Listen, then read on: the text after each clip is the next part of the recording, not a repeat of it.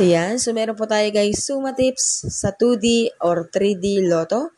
So 3 days paya. Ayan. So pasensya na kayo guys kung bihira po ako mag-update ng 2D Lotto. So ang 2D Lotto kasi guys ay kailangan ko pang mag-search kung ano yung mga lumalabas. So wala po kasi guys nag-update sa akin ng 2D Lotto or 3D.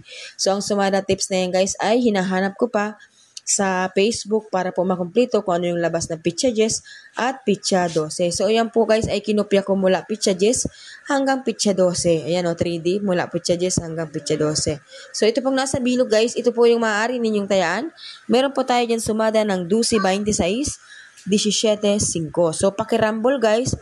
So, hindi po ibig sabihin na magkakasunod yan, magkakasunod nyo lang din po tatayaan. So, pwede nyo po siyang i-rumble. Kasi minsan, nasa kabila yung kaparis niya, di ba? So, yung 3D Lotto naman natin, kung mapapansin niyo ay meron tayong 118, 524. So, ibig sabihin, pwede siyang mag 118 or pwede siyang mag 524 or pwede siyang mag 115, 112 at 114. So, rumble po ang pagtaya. So, ganun lamang guys. Maraming salamat po. God bless po sa inyo lahat. Have a nice day.